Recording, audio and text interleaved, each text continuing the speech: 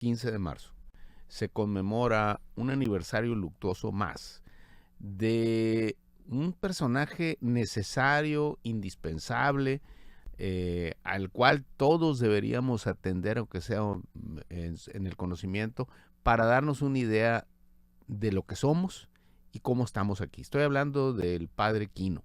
Fíjate que murió un 15 de marzo de 1711 en Magdalena. Mañana, pues. Mañana. Mañana se cumple un aniversario luctuoso. Hace años... ¿Qué dijiste? 1711. 1711. Él llegó a Sonora en 1687. Sí. Hace poquito, ¿verdad? ¿Qué edad tenía el padre Quino cuando llegó entonces? Él murió desde 67 años, tengo entendido, más o menos así. Entonces llegó pues joven, muy joven.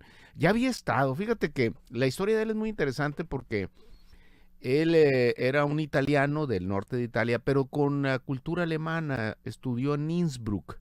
Un hombre muy talentoso, muy brillante, incluso un monarca de la época o un noble de la época le subvenciona los estudios, se lo lleva a Innsbruck, luego a otra universidad en Ingelbach, algo así en Alemania, se instruye como cosmógrafo, matemáticas, todo, pero su vocación era la Compañía de Jesús, lo que conocemos como jesuitas. Tenía una gran admiración por Francisco Javier, el santo jesuita que había fundado la compañía con San Ignacio de Loyola, y entonces decide dedicar su vida a eso. Obviamente en aquella época, Marcelo, estaba vigente y muy de moda China, y entonces él quería irse a China y así se traslada a España, donde queda varado ahí mucho tiempo para poder hacer un viaje y hacerse misionero como lo había sido San Francisco Javier, que se había ido a Oriente, no particularmente a China. Entonces, el caso es que se le complican las cosas y le dan dos opciones, Filipinas o México. Entonces se viene a la Nueva España. Llega aquí a la Ciudad de México y le dan labores científicas, lo ponen a estudiar y hace un texto muy interesante sobre cometas, o sobre un cometa de la época. Tiene contacto con Sor Juana, con Sigüenza y Góngora, que eran grandes personajes de la época, científicos, literatos. Con Sigüenza y Góngora tiene un debate científico, pero él va con el virrey y le dice, oye, lo mío es otra cosa, ¿no? Y entonces se embarca y se viene al noroeste y dan, él como cosmógrafo, en una embarcación, viene y llegan a la Baja California y hace una especie de estudio, no nada más geográfico, sino etnográfico.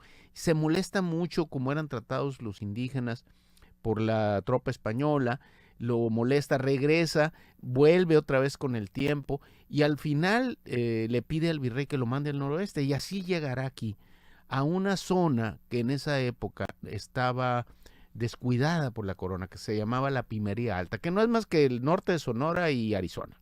Sí. Y entonces llega, se establece con nuevos criterios, se hace amigo de los grupos indígenas, no nomás amigo, se hace colaborador de ellos, bautiza una cantidad enorme de gente, 24 misiones funda o 25, estancias, casas de visita.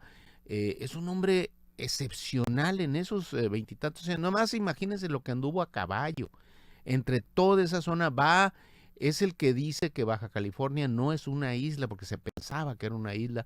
Se da cuenta que es una península, construye un barco para navegar, para llegar a esa zona, en Caborca.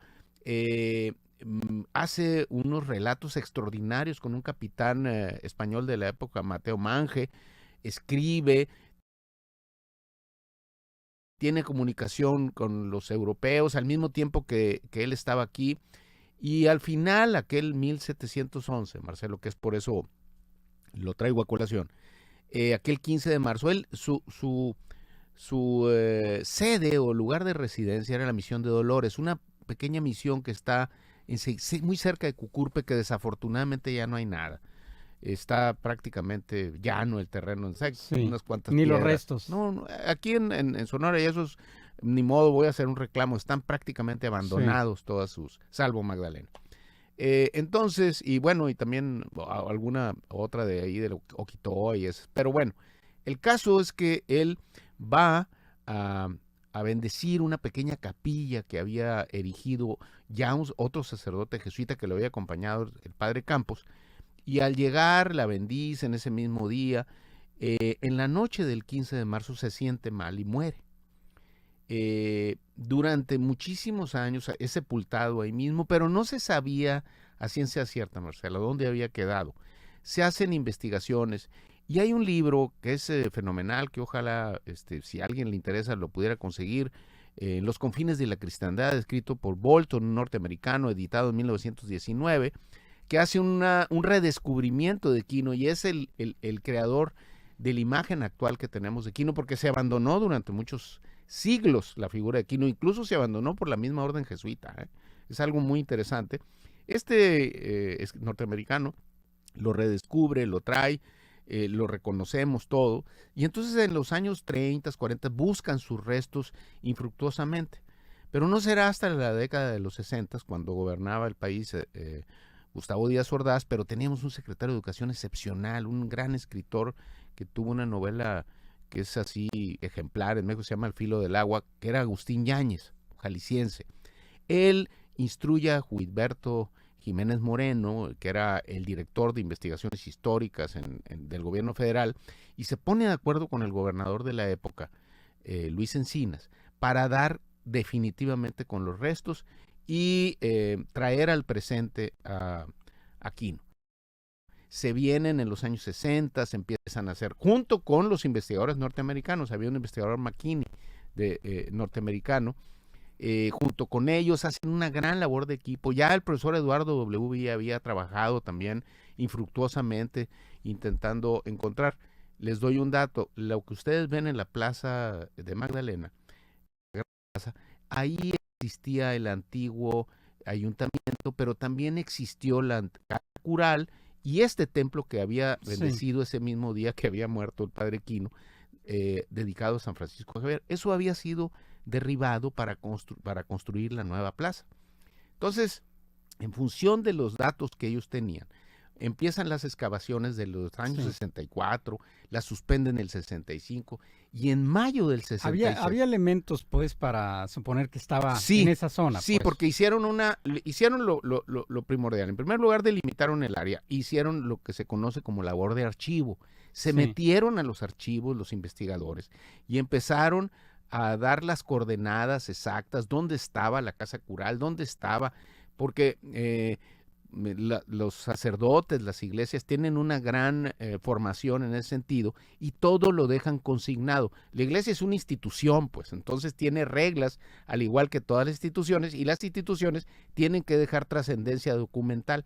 Entonces afortunadamente hacen la labor de archivo junto con los investigadores, van avanzando y van descubriendo, y en mayo del 66 logran en una excavación encontrar los cimientos, primero de la antigua casa cural, buscan ahí, no hay, y después enseguida encuentran los restos de aquel antiguo templo, y ahí es encontrado los restos del padre Quino. En el templo. En el antiguo templo, no en el templo en el actual. Templo, sí. En donde está la plaza, más o menos donde está hoy no sé si conozcas, donde está el mausoleo que tienen ahí.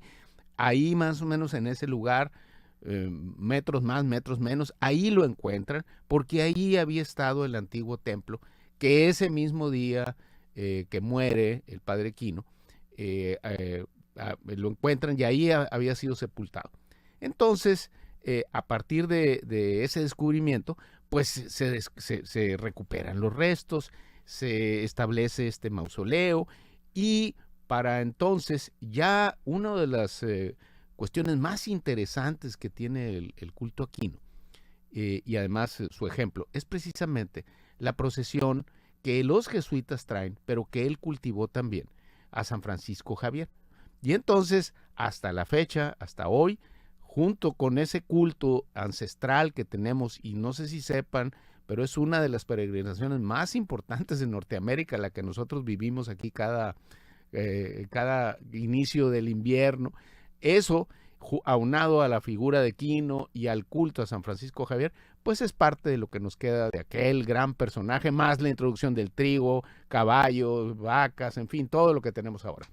Y vaya personaje, ¿no? Un personaje excepcional, vale la pena que vean. Hay películas, sí. Recuerdo una de Enrique Rocha, reciente, de hace unos años, mexicana. Hay otras norteamericanas, una cantidad enorme de libros. Su libro,